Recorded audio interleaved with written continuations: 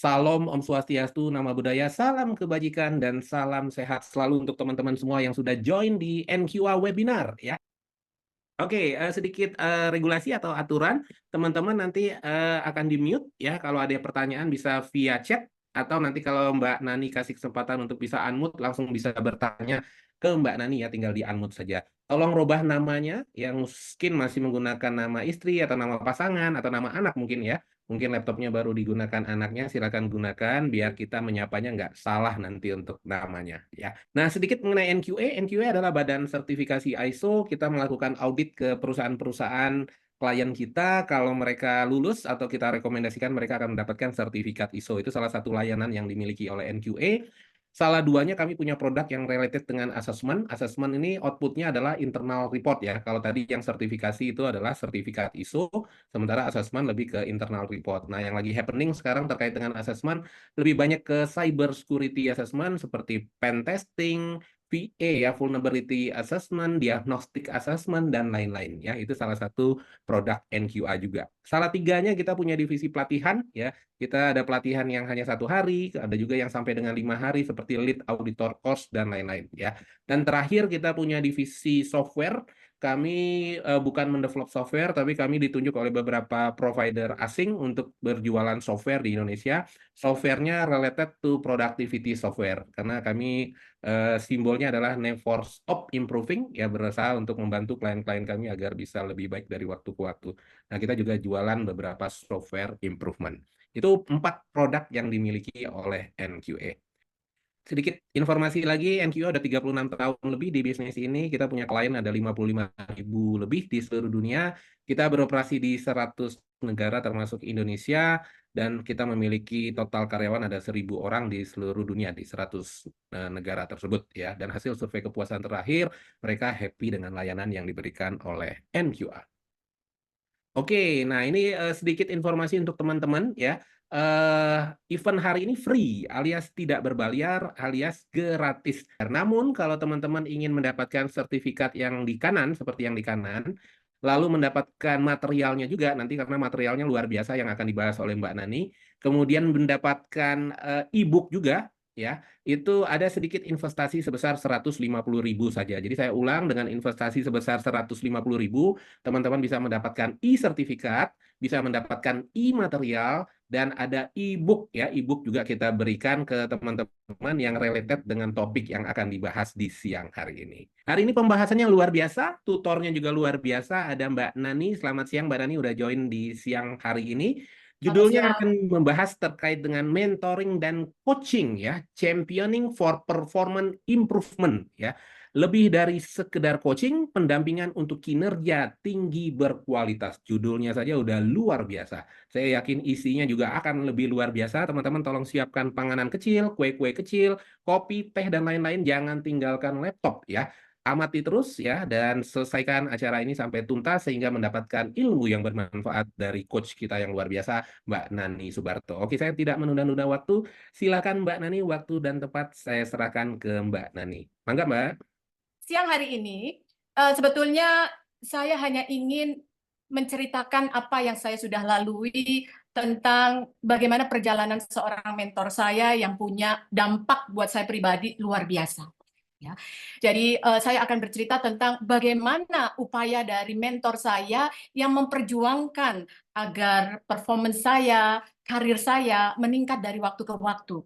Dan saya bicara dengan Mas Novian, kalau ini nggak dibagikan, rasanya sayang sekali gitu ya. Karena saya pun akhirnya dengan penularan yang dilakukan oleh mentor saya, itu semua terekam di dalam otak saya. Dan tanpa saya sadari ketika saya mengelola pekerjaan saya, ketika saya harus berkolaborasi dengan anggota tim saya, banyak hal-hal yang saya sudah rekam dari perjalanan perbincangan kerjasama saya dengan mentor saya. Dan sampai dengan saat ini, saya merasakan sangat bermanfaat dan membuat hidup saya menjadi berarti atau bermakna. Izin teman-teman, boleh kiranya saya bertanya kepada teman-teman sambil saya menyiapkan tayangan, karena mungkin tayangan ini akan membuat kita menjadi lebih apa namanya, lebih terinspirasi gitu kan ya. Tapi bolehkah Mas Novian saya dibantu? Saya ingin tahu apa sih yang ada di benak kepalanya teman-teman, di pikirannya teman-teman bergabung hari ini, sebetulnya ekspektasinya apa? Boleh Mas Novian saya dibantu?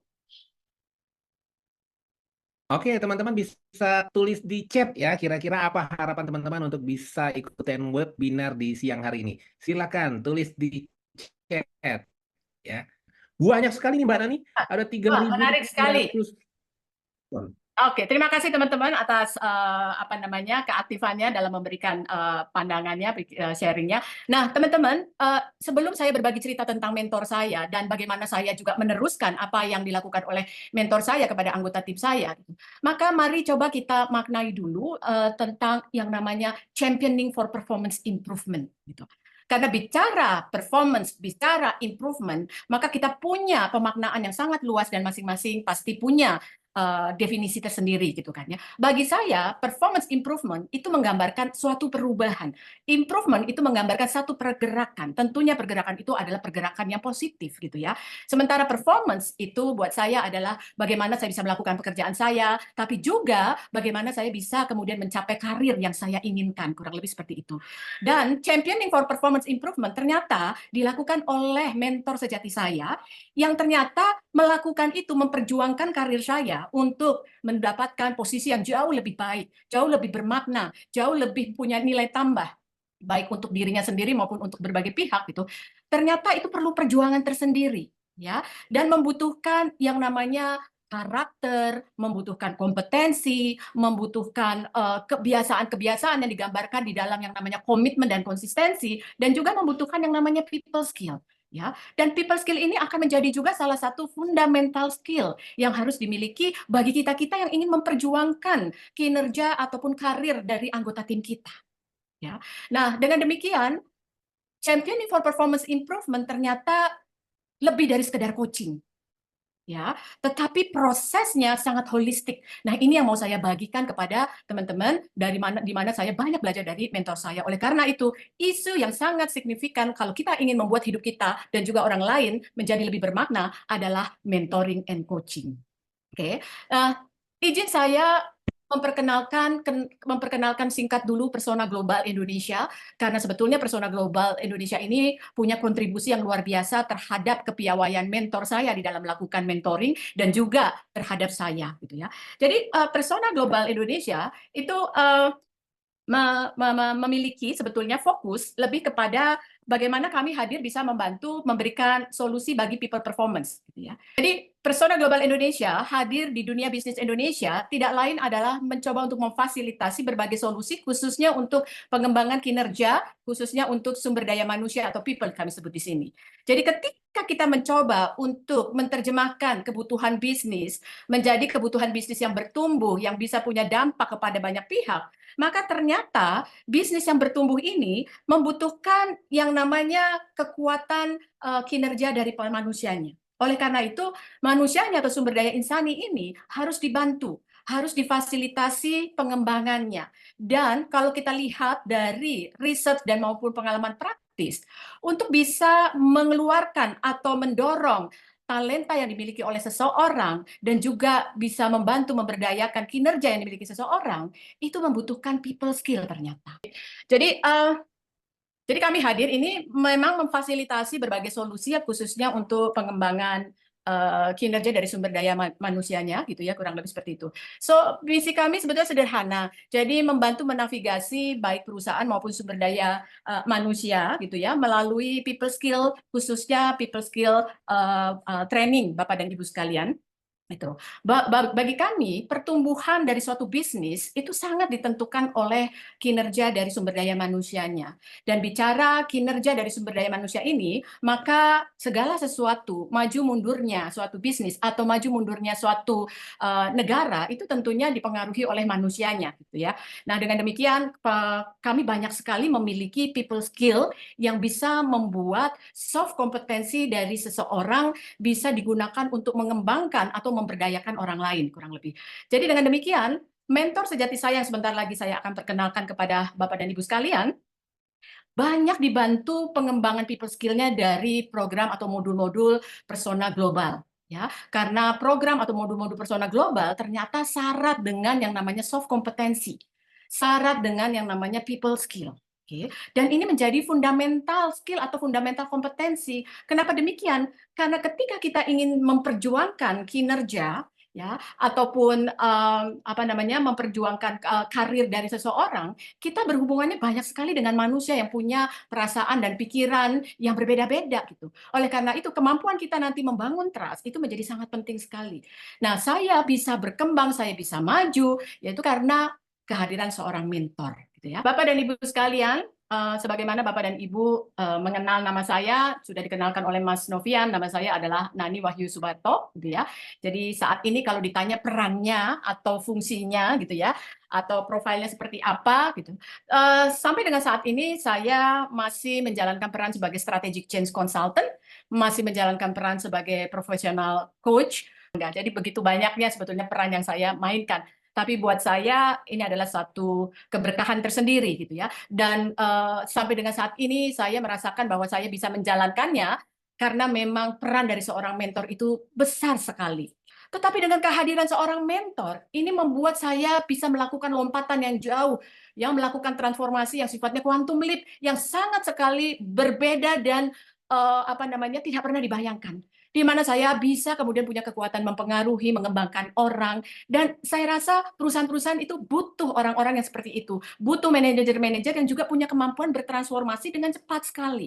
Nah, disinilah kemudian saya bisa menemukan diri bagaimana yang awalnya saya tidak berani berbicara, tapi saya akhirnya bisa memiliki alumni yang jumlahnya sudah ribuan dan bisa terinspirasi ataupun terpengaruh.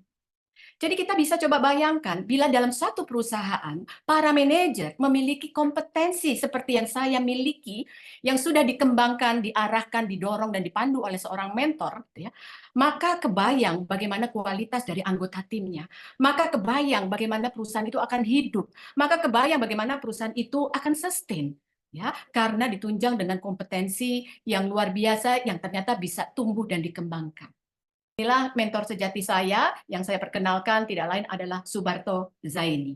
Kalau kita lihat dari beberapa statement yang Bapak Ibu bisa baca di layar depan ini, gitu ya, maka sesungguhnya apa yang disampaikan oleh network beliau merupakan gambaran profil yang menurut saya tidak ujuk-ujuk didapat, tetapi profil atau komentar atau pernyataan mereka-mereka tentang Pak Subarto, saya tahu betul bahwa itu adalah proses pengembangan melalui proses yang dikembangkan, dilakukan secara konsisten dengan melibatkan komitmen yang begitu tinggi. Maka oleh Anugerah Pekerti, pada waktu itu Pak Anugerah Pekerti banyak sekali aktif sebagai komisaris independen, beliau mengatakan Pak Barto itu pengamat, Pak Barto itu pengamal, Pak Barto itu pembelajar kepemimpinan yang unggul. Sedangkan Pak Marzuki Usman gitu ya, mengatakan bahwa beliau itu adalah tokoh yang tidak kenal lelah di dalam mencerdaskan generasi muda. Ya. Bu Sri Urip yang pada waktu itu sebagai dirutnya PT Unilever mengatakan bahwa mentor saya adalah sosok pembelajar Indonesia yang mendedikasikan seluruh hidupnya untuk berbagi pengalaman serta pengetahuannya, terutama di bidang kepemimpinan. Dia seorang pemimpin yang visioner.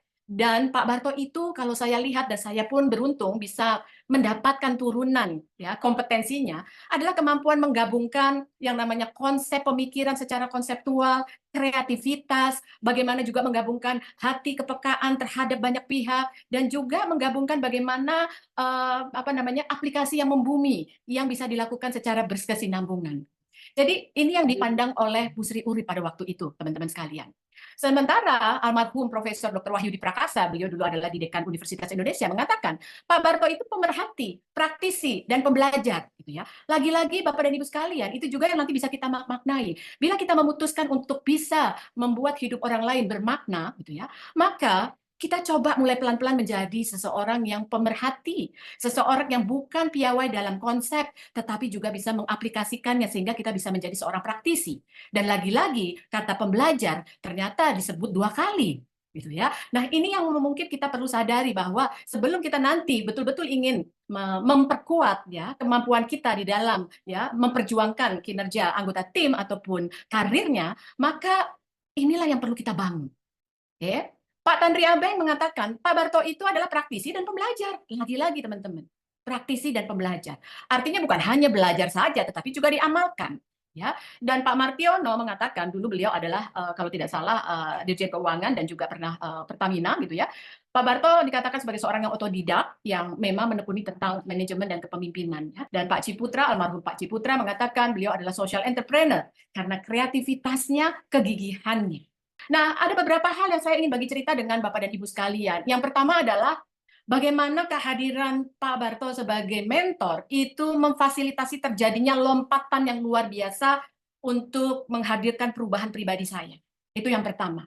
Yang kedua adalah bagaimana Pak Barto men-challenge pertumbuhan konseptual dan strategic thinking dari diri saya. Dan yang ketiga, bagaimana kebiasaan Pak Barto di dalam membuka kesadaran atas pikiran saya, tindakan, dan perilaku yang ternyata dirasakan tidak tepat tanpa harus membuat diri saya merasa disalahkan. Oke. Nah, yang keempat, ini yang saya suka, ya, dan sampai sekarang saya berterima kasih sekali karena melalui sentuhan mentor, Pak Barto bisa menumbuhkan rasa ingin belajar yang terus-menerus hingga saat ini lewat satu pertukaran berpikir, bertindak, dan berperilaku yang efektif. Ya. Yang kelima adalah bagaimana nanti saya akan bisa bercerita bagaimana proses Pak Barto memimpin dengan memberikan contoh yang sifatnya membumi, yang sederhana saja, nggak muluk-muluk. Gitu. Ya. Dan yang terakhir, bagaimana Pak Barto memperjuangkan ya saya untuk bisa mendapatkan kesempatan, tantangan, dan posisi yang lebih tinggi. Nah, yang pertama dulu, memfasilitasi terjadinya quantum leap dalam perubahan pribadi. Saya katakan kepada teman-teman bahwa saya memiliki judgmental yang melekat di dalam diri saya sebagai sosok atau profil yang pendiam, tidak banyak bicara, nggak tahu bagaimana harus mulai berbicaranya, gitu ya kira-kira.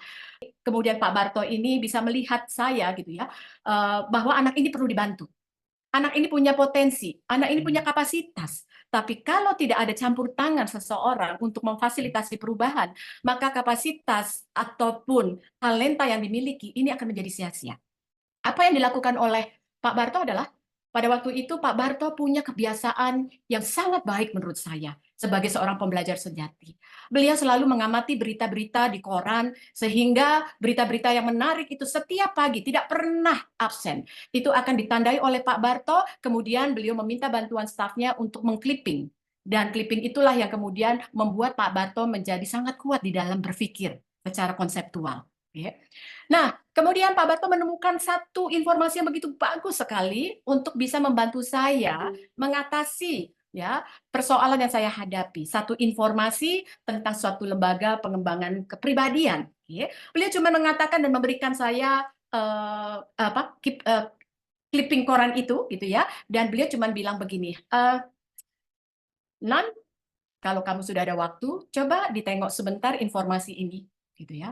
Kalau sudah, tolong hubungi dan tolong berikan saya informasi apa yang kamu bisa dapat.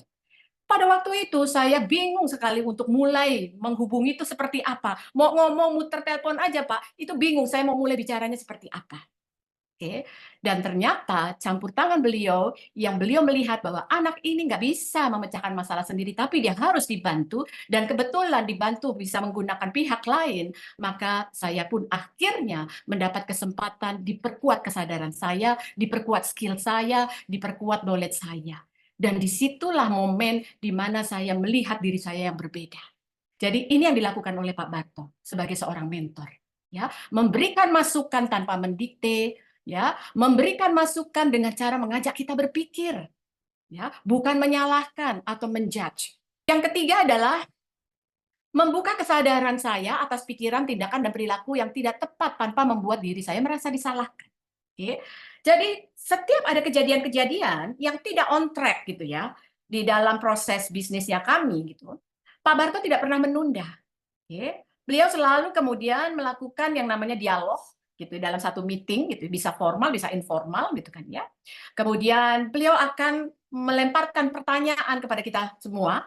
Beliau pasti akan bilang, gimana Nan gitu. Acara kemarin itu apa yang menurut kamu bisa jadi bahan diskusi kita nih? Apa yang menurut kamu sudah baik, apa yang menurut kamu belum baik? Oke. Nah, dengan cara yang seperti beliau itu gitu ya, kita itu dengan sendirinya bisa melihat gitu bahwa yang sudah baik, yang belum baik itu omongan dari kita sendiri karena kita melihat dengan secara nyata sesuatu yang tidak berjalan dengan semestinya. Nah, kalau sudah begitu maka Pak Barto akan tanya, kalau begitu apa yang bisa kita lakukan dengan lebih baik? Dan ternyata ini bukan hanya dilakukan di dalam proses coaching yang biasanya bertanya seperti itu dilakukan proses coaching, tapi dalam kehidupan kerja sehari-hari.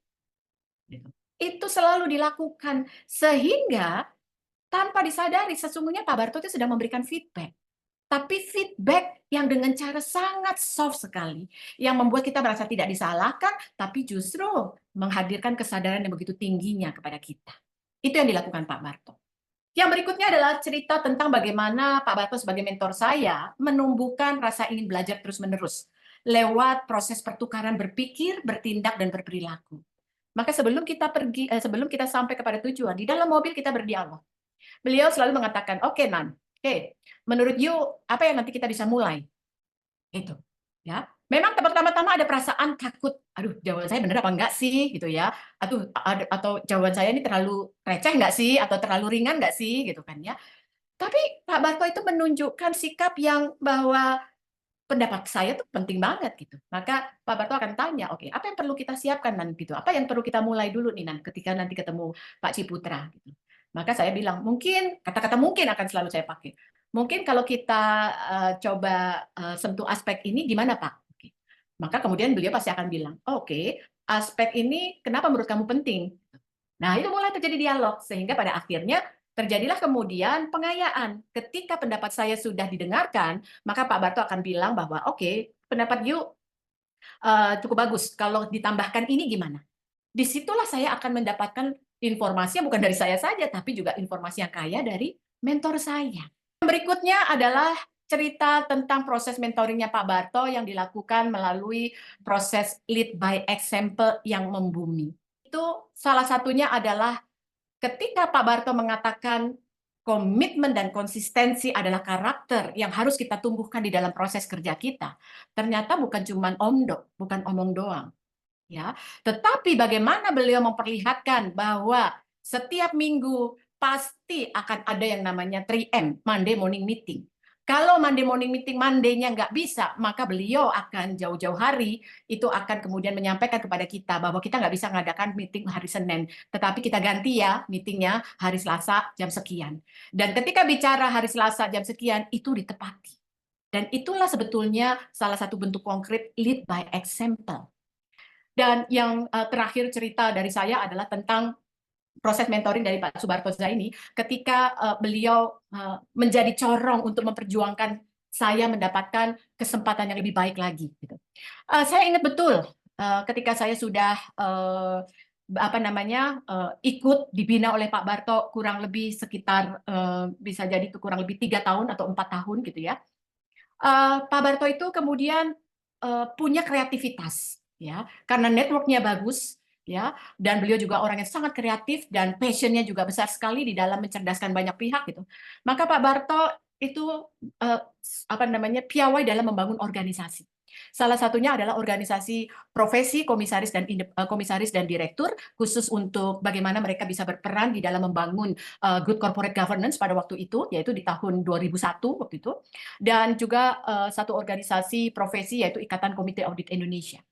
Nah, pada waktu beliau mau mendirikan kedua organisasi itu, beliau nggak mungkin melakukannya dengan sendirian. Maka beliau utilize lah network-nya beliau. Network beliau yang punya pengaruh, punya nama, punya kapasitas, yang nantinya diyakini oleh Pak Barto bisa memberikan kontribusi positif kepada kedua organisasi ini.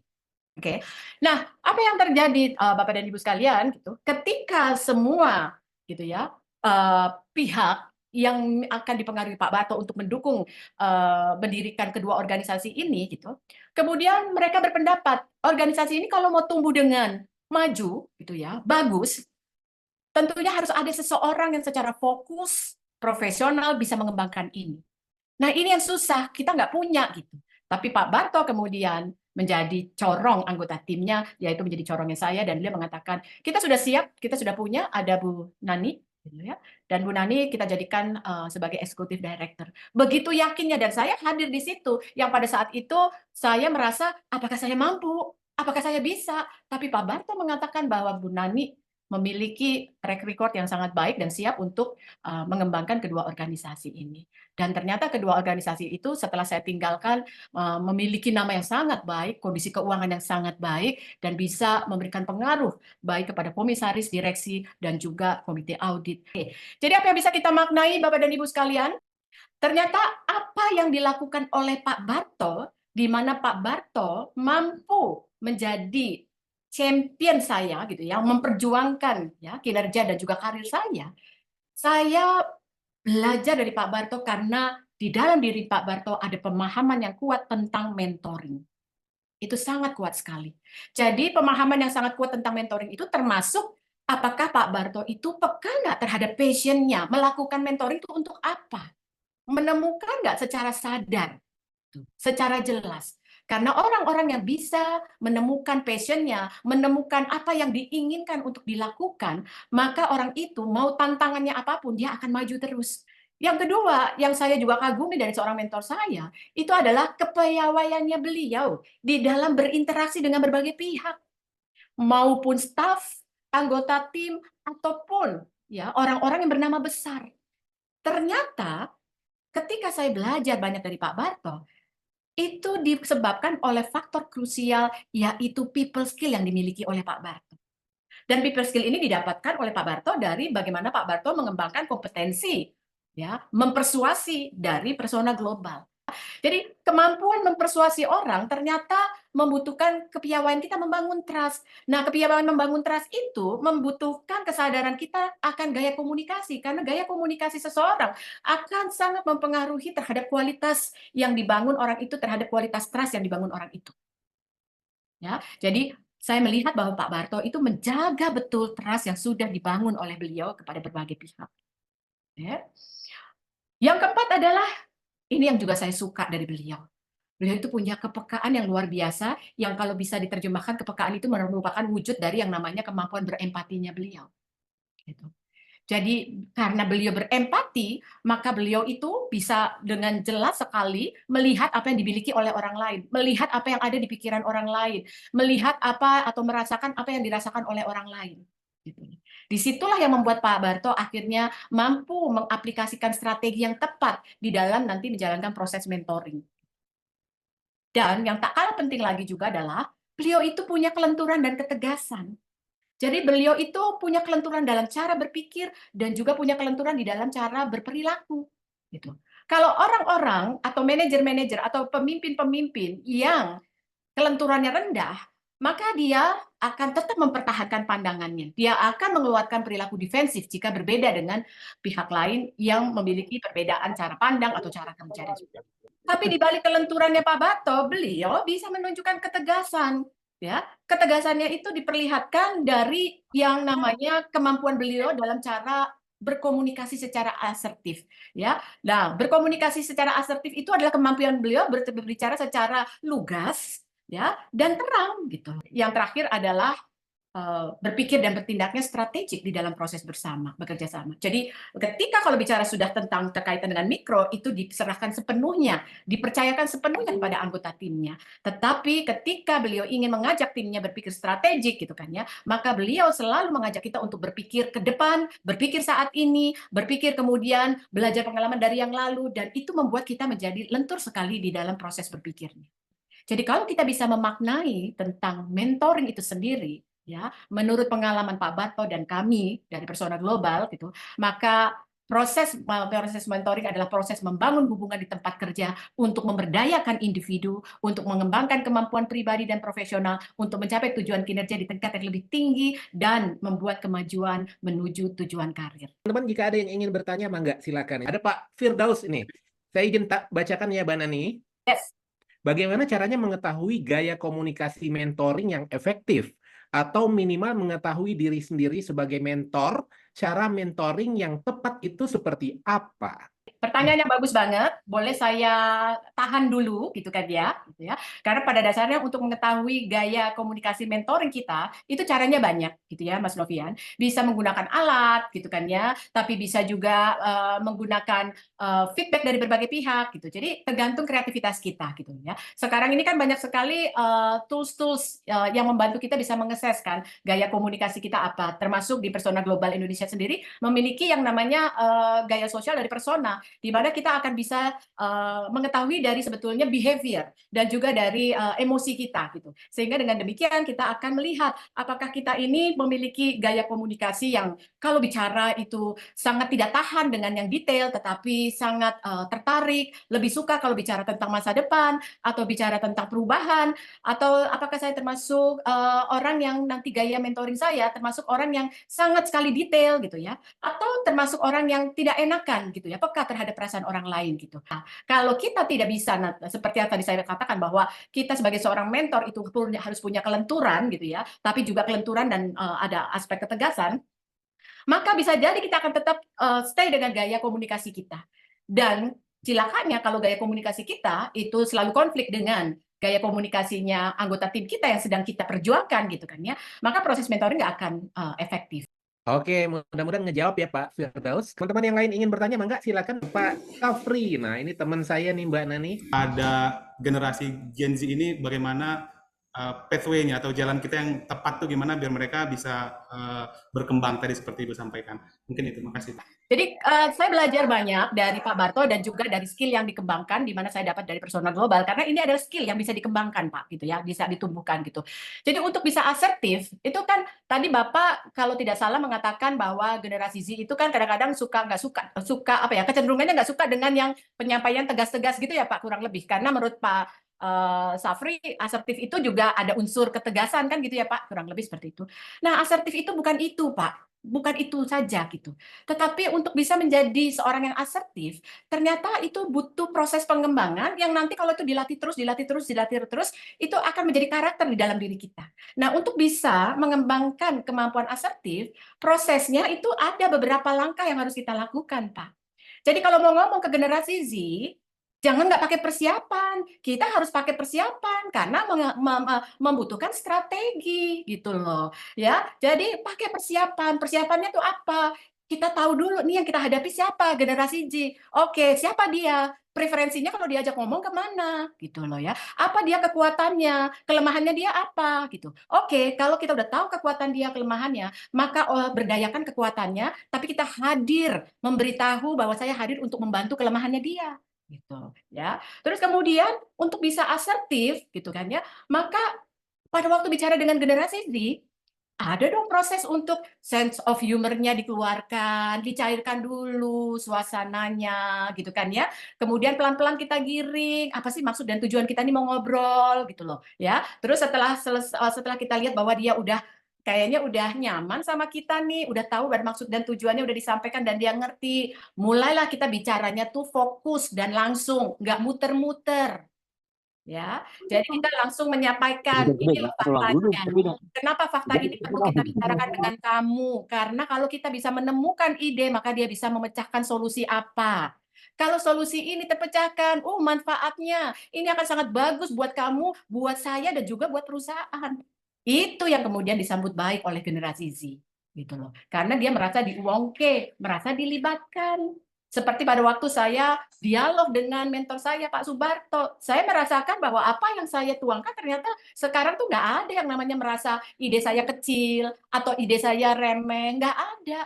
Karena ternyata disambut baik dan itu menjadi bagian ya dari apa namanya tuh keefektifan suatu proses. Mbak Nan, ini ada satu lagi pertanyaan dari Pak Gregorius Nobel. Waduh. Mbak Nani, apakah gaya komunikasi sebagai mentor dapat berubah seiring berjalannya waktu? Dan hal-hal apa saja yang mendasari perubahan tersebut? Oke, apakah gaya mentoring seseorang mentor itu bisa berubah? Harus berubah, Pak. Harus berubah. Kenapa? Loh, orang yang anggota tim yang kita nanti mau perjuangkan kan nggak sama. Gitu. Ya kan nggak sama. Jadi faktor yang bisa membuat Anda bisa berubah dengan efektif adalah faktor empati dan fleksibilitas Anda. Ini penting banget. Oke, mudah-mudahan kejawab ya Pak Greg. Ada satu pertanyaan lagi Mbak Nani dari Pak Irwan. Apakah beda mentoring dan coaching? Ya, apakah bedanya mentoring dan coaching? Jadi kalau mentoring dan coaching itu sama-sama proses memberdayakan menurut saya. Tetapi yang membedakan adalah proses mentoring itu adalah proses memberdayakan secara holistik. Sementara coaching itu adalah bagian dari cara yang dilakukan di dalam proses mentoring itu sendiri. Oke, mudah-mudahan kejawab ya Pak Irwan. Jadi, Gimana sih proses mentoring yang efektif gitu? Kami meyakini dan juga belajar dari mentor sejati saya, ada 3 yang sebetulnya nanti perlu diperkuat oleh kita semua yang nanti ingin menjadi mentor yang efektif gitu. Yaitu yang pertama adalah bangun dulu mindset yang kuat dulu tentang mentoring itu dulu, jangan sampai salah. Supaya nanti menjalankan prosesnya menjadi jauh lebih efektif. Itu nomor 1. Saya belajar dari Pak Barto demikian. Pak Barto begitu pahamnya tentang mentoring itu prosesnya gimana. Apa yang mau dicapai di dalam proses mentoring itu apa, Pak Barto tahu betul. Sehingga dengan demikian, beliau nggak pernah yang namanya patah semangat gitu loh ya. Kalau menghadapi ya anggota timnya yang mungkin membutuhkan waktu gitu untuk dikembangkan gitu ya. Tapi beliau menjadi sangat sangat mengerti sekali dan tetap terus konsisten untuk melakukan pengembangan gitu ya. Jadi satu mindsetnya nih fundamental mentoring mindset nih harus kita bangun. Dan kedua adalah yang juga sangat fundamental sekali adalah kepiawaian atau keterampilan kita di dalam people skill. Karena sekali lagi yang kita hadapi itu bukan mesin gitu loh, tapi manusia gitu. Jadi kemampuan kita mengelola manusia itu ada di people skill. Ya, people skill itu termasuk bagaimana kita understanding tentang kapasitas diri kita, tentang kecenderungan kita berinteraksi, bagaimana kita juga memahami tentang orang lain, apa yang dipikirkan, apa yang dirasakan, kemudian gayanya seperti apa. Kalau dia dimotivasi, enaknya pakai cara apa? Oke, kalau dia nanti diberikan panduan, diberikan feedback gitu ya, enaknya dengan sentuhan apa agar dia menyambut baik, bukan menjadi defensif. Itu ada di people skill. Ya, jadi people skill itu is about kemampuan kita juga di dalam membangun trust. Karena pada dasarnya trust itu kan is about kenyamanan. Ya. Orang yang memberikan rasa percaya kepada kita pasti hadir dengan yang namanya nyaman gitu loh di situ. Maka salah satu yang bisa membuat kita dengan cepat membangun kenyamanan untuk orang yang kita hadapi adalah yaitu ya satu adalah kenali dulu gayanya, bangun chemistry-nya. Kalau kita nggak tahu gayanya, maka akan sulit kita untuk membangun chemistry secara cepat gitu. Nah, persona global memiliki yang namanya satu modul yang sangat unik sekali yang membantu praktisi bisnis itu dengan mudah sekali membangun trust, termasuk bisa digunakan untuk kebutuhan mentoring, kurang lebih seperti itu ya. Di dalam people skill juga bagaimana kita mengasah empati kita gitu ya, dan juga bagaimana kita bisa melatih kelenturan kita. Okay. Dan yang ketiga adalah bicaranya tentang applied process. Jadi proses apa yang harus kita lakukan secara membumi? Maka ada 5 proses yang tadi saya sebutkan kepada teman-teman sekalian. Proses pertama adalah Anda piawai nggak memandu coaching untuk performance improvement, gitu ya, membicarakan target-target baru. Anda piawai nggak untuk memberikan feedback yang bisa menyadarkan orang dengan sendirinya tanpa dia merasa disudutkan atau direndahkan atau dikecilkan, gitu ya, tanpa membuat minder. Anda bisa nggak punya keterampilan bagaimana proses mengajari gitu ya dengan efektif tanpa kemudian banyak mendikte atau banyak memberikan ceramah, tapi menjadi proses yang orang menjadi antusias gitu ya, kemudian ingin tahu lebih banyak dan mudah menyerap. Ya, dan Anda tahu nggak apa yang harus dilakukan, karakter-karakter apa yang harus dilakukan kalau Anda mau memimpin dengan contoh gitu ya, karena sekali lagi mentor itu nanti adalah orang yang menjalankan proses mentoring dan dia harus punya kemampuan mempengaruhi gitu kan, kira-kira seperti itu. Mentoring itu diyakini menjadi suatu proses membangun hubungan kerja yang bisa memberdayakan sumber daya manusia. Itu juga yang terjadi antara saya dengan Pak Subarto, yaitu di mana terlihat sekali proses membangun hubungan kerja yang tujuannya Pak Barto setiap hari itu tidak lain ditujukan untuk memberdayakan saya. Gitu loh. Yang bisa jadi bagi anak-anak itu yang kalau kita judgmental gitu, anggota tim yang mau dikembangkan mau judgmental kepada pimpinannya, enak bener sih dia tinggal duduk-duduk aja sementara semua pekerjaan ke saya, tapi sesungguhnya ya beliau-beliau itu sedang melakukan proses mentoring gitu. Ya. Jadi intinya mengembangkan kemampuan pribadi, kemampuan profesional. Jadi misi seorang mentor tidak lain adalah performance empowerment. Gitu. Itu dulu yang harus dihadirkan oleh kita. Ya, tertulis tidak tertulis, Anda sebagai seorang manajer tadi sudah dapat amanah dari perusahaan adalah performance empowerment. Maka Anda juga sebagai seorang mentor punya visi. Visinya adalah tidak lain adalah menghadirkan alignment, keselarasan. Karena kalau nggak ada keselarasan, maka performance empowerment nggak akan ada. Maka mentor ini adalah orang yang memberikan bimbingan tadi, jadi dia berperan sebagai sebagai coach, sebagai counselor, sebagai teacher, sebagai role model dan sebagai champion gitu ya. Dan mentee adalah orang yang yang belajar atau mengaplikasikan ya yang didapat dari proses interaksi antara si mentor dan si mentee dalam upaya pemberdayaan kurang lebih. Jadi pemberdayaan ini tentunya memberikan kesempatan ya kepada anggota tim kita untuk dia bisa berpikir, berbicara, bertindak, mengambil keputusan, gitu kan ya. Tentunya terkait dengan apa yang dia lakukan, terkait dengan tantangan, peluang yang dihadapi, sehingga dia akhirnya bisa efektif, gitu ya. Karena efektif itu kan artinya mencapai ya apa yang diharapkan, apa yang menjadi tujuannya dengan tentunya lebih baik dan berkualitas, gitu. Teman, yang perlu diperhatikan juga, yang harus hadir dalam diri seorang mentor ya yang nanti menjalankan fungsi memberdayakan, kepemimpinannya harus kuat. Harus kuat itu artinya efektif, bukan kuat seperti mendominasi, tidak. Tetapi yang saya maksud dengan kepemimpinannya harus kuat itu fungsi menjalankan fungsi kepemimpinannya itu harus kuat.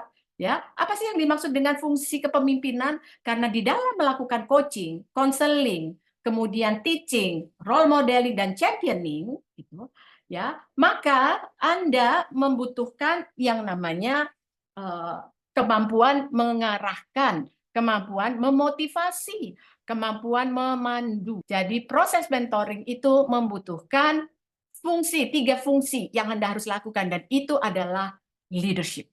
Jadi dengan demikian, mau itu di dalam yang namanya coaching, counseling, teaching, role modeling maupun championing, gitu ya, mentor itu butuh mengarahkan dengan jelas, butuh kemudian mendorong, butuh kasih panduan, dan itu adalah kepemimpinan Anda, karena kepemimpinan itu is about fungsi, yaitu tiga fungsi ini. Bagaimana kemudian saya bisa menjalankan misi saya, bisa mewujudkan visi saya sebagai mentor, yaitu alignment. Kemudian saya juga punya kepemimpinan yang efektif di dalam menjalankan proses mentoring, maka benahi dulu diri Anda. Apa yang harus dibenahi dulu diri Anda? Ini yang saya pelajari dari Pak Barto. Nomor satu, ya, Anda harus sadar bahwa self-fulfilling prophecy itu sangat mempengaruhi keefektifan proses berinteraksi Anda dengan mentee Anda. Apa sih self-fulfilling prophecy? Self-fulfilling prophecy itu kalau dari aspek psikologi, saya tahunya hanya informasi yang praktis saja, bahwa cara pandang kita akan sangat mempengaruhi tindakan kita. Dan tindakan kita itu tanpa disadari akan mempengaruhi mentee kita. Oke? Jadi kalau cara pandang kita ya sudah tidak positif terhadap mentee kita, maka yakin proses mentoring tidak akan berjalan dengan baik, dengan efektif. Yang kedua, ini yang harus Anda gunakan sebagai prinsip pada waktu Anda mau menjalankan proses mentoring. Kadang-kadang kita tuh akan males, apalagi kalau ketemu dengan anggota tim kita yang judgmental kita sudah mempengaruhi kita nih, self fulfilling prophecy kita udah mempengaruhi kita, yaitu aduh nih ya anggota tim yang aduh susah banget deh kalau diajak ngomong, atau susah banget deh kalau dilibatkan gitu kan ya, bawaannya ngeyel gitu kan ya. Maka kita mulai tuh dipengaruhi keinginan yang kuat kita untuk tetap melakukan proses mentoring. Oleh karena itu, untuk membantu kita meminimais pengaruh negatif tidak terlalu banyak kepada diri kita, maka dibantu juga dengan prinsip bahwa saya melakukan proses mentoring ini sesungguhnya adalah untuk membantu diri saya sendiri. Karena kalau saya melakukan proses mentoring, maka pekerjaan-pekerjaan yang bisa dilakukan oleh anggota tim saya itu akan dengan mudah dilakukan, dia bisa dipercaya, dan saya pada akhirnya dengan mudah juga bisa meluangkan diri saya untuk melakukan pekerjaan yang jauh lebih besar tuntutannya. Ketiga, ya, gunakan prinsip dan nilai bahwa kita melakukan proses mentoring itu adalah melakukan pelayanan dengan konsep piramida pelayanan terbalik. Artinya bukan mentee kita yang melayani kita, tapi memang kita hadir untuk memfasilitasi. Jadi kalau kita bicara tentang memfasilitasi, melakukan fungsi fasilitasi, maka unsur pelayanan itu kental sekali ada di dalamnya, di dalam melakukan proses itu. Jadi bagaimana kita menjadi lebih sabar mendengarkannya, ya, meluangkan waktu, gitu kan ya. Kemudian mengelola emosi kita agar emosi yang kita alami ini tidak menjadi destruktif terhadap pikiran, tindakan atau perilaku kita yang nanti kita ekspresikan kepada mentee kita pada waktu proses mentoring. 4 adalah membutuhkan yang luar biasa kekuatan personal Anda, termasuk kesabaran, komitmen Anda, konsistensi Anda, kedisiplinan Anda, itu menjadi sangat penting sekali. Dan yang kelima adalah di dalam proses mentoring sebaiknya tidak menggunakan pendekatan yang memaksa, tapi gunakanlah pendekatan yang mengajak. Ya, maka salah satu skill yang nanti diperlukan adalah kemampuan Anda untuk melemparkan satu pertanyaan, kemampuan Anda untuk mencairkan suasana, kemampuan Anda untuk mengajak mereka berpikir. Dan yang keenam adalah di dalam proses mentoring, maka mentor itu diminta untuk banyak memaklumi, gitu ya, banyak untuk memahami dulu, gitu, apa yang ada di pikiran menti kita, apa yang disampaikan oleh menti kita, dengarkan dulu, jangan keburu dipotong, jangan buru-buru disimpulkan, biarkan mereka selesaikan dulu penyampaiannya, baru kemudian kita respon dengan cerita kita. Jadi dengan demikian teman-teman, itu mental model positif yang harus dihadirkan dulu oleh Anda semua sebelum menjalankan proses mentoring. Aktivitas apa saja yang Anda harus hidupkan di dalam proses bekerja sama dengan mente Anda, anggota tim Anda adalah coaching, counseling, sekali lagi teaching, role modeling, and championing. Mentoring yang efektif, mente maupun mentornya punya kompetensi. Kalau nggak punya kompetensi, ya dibangun bersama-sama. Kita yang belajar memperkuat kompetensi kita sebagai mentor. Kalau mente kita nggak punya kompetensi, kita fasilitasi. Yang kedua, ya akan sukses kalau ada keyakinan diri, baik di mente kita maupun di diri kita. Dan yang ketiga, yaitu tentunya kesempatan itu akan banyak sekali ada di diri Anda, bukan di mente Anda. Dan yang keempat adalah lingkungan, ini juga ada di Anda, bukan di mente Anda. Yaitu satu, jelas itu mengubah hidup saya selalu menjadi termotivasi, selalu berpikiran bertumbuh gitu ya. Kemudian saya menemukan diri saya merasa hadir, punya nilai, merasa dipentingkan gitu ya. Saya juga punya kesempatan berkembang secara profesional dan juga memberi kesempatan kepada mente untuk lebih matang secara emosional. Dan untuk Bapak dan Ibu sebagai mentor, apa yang bisa Anda dapatkan? Yaitu adalah kemampuan Anda dalam menyeimbangkan antara wawasan dan praktek. Jadi tidak hanya teori saja, tapi Anda juga punya kesempatan mempraktekkannya. Dan itu melatih sense of purpose Anda lebih tajam. Bagaimana kita bisa membuat hidup orang lain menjadi lebih bermakna. Kalau kita saja membuat hidup orang lain menjadi lebih bermakna, pastinya itu akan memberikan dampak positif kepada kita. Dan yang terakhir, ini yang kita bicara tentang besarnya, yaitu untuk company kita. Ya, kalau kita lakukan, semua manajer, semua level pejabat struktural melakukannya, gitu kan ya, maka bisa kebayang ini akan menjadi budaya organisasi pembelajar yang sangat praktis dan tentunya kalau perusahaan itu bisa mewujudkan dirinya menjadi organisasi pembelajar, maka sumber daya manusianya pastinya menjadi lebih berkualitas. Oke, luar biasa Mbak Nan. Ada pertanyaan Mbak Nan, ada 222 pertanyaan nih, saya coba Luar bacakan biasa. satu persatu ya. Di atas dulu dari Pak Teguh Pradekso. Oke, mungkin saya bacakan saja ya. Sangat menginspirasi sekali Mbak Nani. Izin bertanya Mbak Nani, apakah ada metode khusus yang dapat dilakukan untuk melaksanakan sesi mentoring atau coaching? Ya, metode khusus pastinya ada, karena di dalam menjalankan proses mentoring yang efektif, gitu kan ya, maka seperti yang tadi saya sampaikan, kita harus melakukan persiapannya holistik, ya. Yang pertama, kita siapkan mindset kita dulu sebelum kita ketemu dengan mente kita untuk diajak di dalam proses mentoring ataupun coaching. Jadi mindset kita tuh betul-betul dihadirkan oleh kita secara positif, berpikirnya kita juga konstruktif. Oke, mudah-mudahan kejawab ya Pak Teguh. Ini dari Pak Antonius Wiwit. Oke, saya coba bacakan. Pertanyaannya adalah terkait dengan punya kelenturan dan ketegasan. Bagaimana caranya kita sebagai mentor menurunkan tensi dari ketegasan menjadi sebuah kelenturan di tengah sesi mentoring yang tengah berjalan? Karena bisa jadi emosi kita ikut naik ketika dalam posisi yang tegas. Adakah tips yang bisa efektif terkait dengan hal ini agar mentoring tetap dapat berjalan dengan smooth dan membawa manfaat positif bagi menti? Tadi saya katakan bahwa bagaimana kita bisa tahu ya bahwa kita termasuk orang yang terlalu lentur banget gitu, sehingga pada akhirnya proses mentoringnya menjadi tidak mencapai tujuan ya, karena mungkin muter-muter. Orang yang kelenturannya terlalu tinggi kan nggak bisa ngomongnya secara fokus ya Mas Novian gitu ya. Jadi biasanya tuh dicirikan dengan adanya rasa nggak enakan gitu kan ya.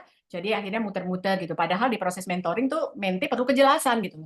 Apa sih yang sebetulnya dibicarakan, behavior apa yang sebetulnya dipermasalahkan, apa yang harus saya lakukan, kurang lebih seperti itu.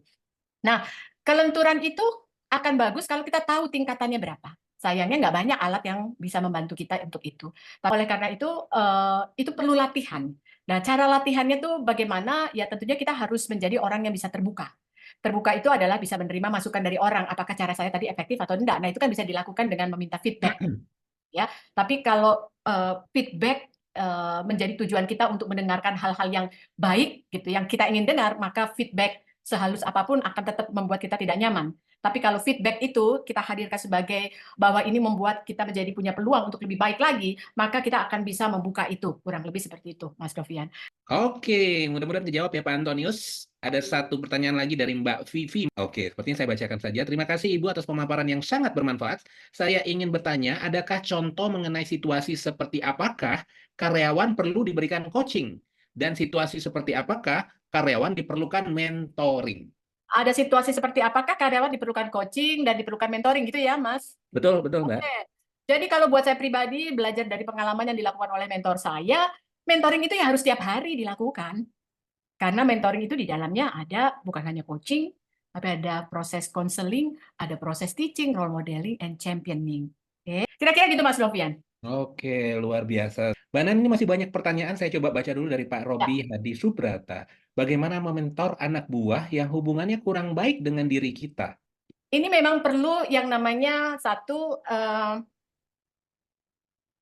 apa namanya meluruskan apa yang ada di pikiran kita tentang anak buah kita. Itu yang pertama ya. Kita luruskan dulu bagaimana cara kita memandang yang bersangkutan gitu ya. Kemudian yang kedua gitu kan ya, kalaupun sudah terjadi hubungan kurang baik, memang perlu energi yang besar dari kita untuk kita keluarkan dan juga kerendahan hati yang besar. Karena kembali lagi harus kita kaitkan bahwa peran kita hadir ini untuk apa? Gitu. Ditugaskan untuk apa? Kalau kita memang ditugaskan sebagai atasan dari anggota tim kita, maka ada tugas yang bisa tertulis dan bisa juga tidak tertulis melekat di dalam jabatan kita, yaitu mengembangkan anak buah kita. Jadi perbaiki dulu cara pandang kita tentang anggota tim kita, karena pada dasarnya anggota tim kita tuh unik, nggak sama dengan kita. Tetapi kalau kita cara berinteraksinya melibatkan unsur judgmental, penilaian, dia itu adalah tidak baik karena begini-begini gitu kan ya, itu umumnya muncul karena ada ketidaksesuaian dengan kita gitu. Ya, sehingga dengan demikian kalau judgmental ini sudah hadir di dalam diri kita, maka proses berkomunikasinya menjadi tidak kondusif. Itu jelas sekali gitu kira-kira. Ya, oleh karena itu satu perbaiki dulu cara pandang kita dalam berinteraksi dengan anggota tim kita gitu ya. Terus kemudian yang kedua adalah tanyakan kepada diri kita dulu, apakah berinteraksi dengan dia, mengembangkan anggota tim kita itu adalah satu keharusan yang memang melekat di dalam diri kita, gitu ya. Apakah itu apa namanya menjadi satu tujuan yang panggilan yang sebetulnya kalau kita lakukan itu akan banyak sekali manfaatnya, bukan hanya untuk kita tapi juga untuk menti kita, gitu kan ya. Nah, kalau Anda sudah menemukan segala sesuatunya dengan jauh lebih terang, maka melakukan untuk kerendahan hati, keterbukaan untuk melakukannya itu akan jauh lebih mudah, Mas. Kurang lebih begitu. Oke, luar biasa. Masih ada pertanyaan lain nih, Mbak Nan. Kita Ya, lanjut dulu ya. Mbak Nan, adakah buku khusus yang menjelaskan parenting dengan coaching dan mentoring style dari Mbak Herianti Satyadi? oke. Silakan, Mbak Nan. Buku parenting ya, kurang lebih gitu ya. Nah, yang paling menarik sebetulnya karena pendekatan persona global ini yang memudahkan saya juga untuk melakukan parenting, Mas Novian, gitu kan.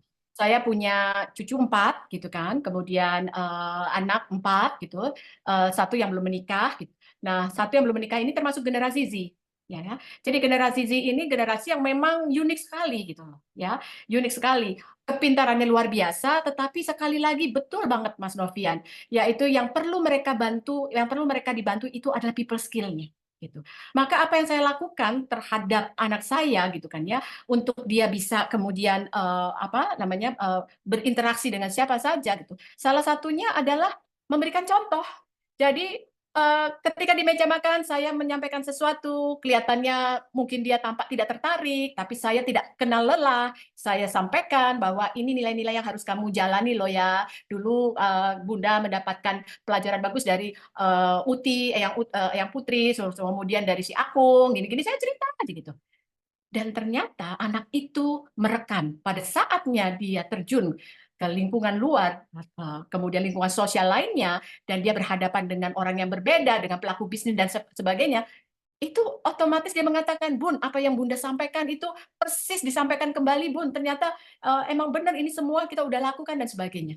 Jadi buat orang tua maka flex hati menjadi penting. Artinya flex hati itu adalah bangun kenyamanan berinteraksi Anda dengan anak Anda, pahami gaya komunikasinya, pahami gaya komunikasi Anda. Kalau Anda ingin mempengaruhi anak Anda secara positif, maka Anda harus hijrah menyesuaikan gaya komunikasinya. Bukan anak Anda yang dituntut untuk menyesuaikan gaya komunikasi Anda. Kemudian di dalam flex hati, Anda perlu ekspresikan empati Anda, kepekaan Anda terhadap anak Anda, kemampuan Anda mendengarkan, kemampuan Anda membangun dialog, itu ada di empati. Dan yang terakhir, fleksibilitas adalah mainkan kelenturan Anda. Seperti Anda sedang memainkan karet, tetapi kembali lagi, jangan sampai karet itu kemudian terlalu lentur, akhirnya kemudian menjadi putus dan tidak efektif. Oke, luar biasa. Ini ada satu pertanyaan terakhir nih, Mbak. Mungkin bisa jadi pertanyaan penutup juga dari namanya sih iPhone.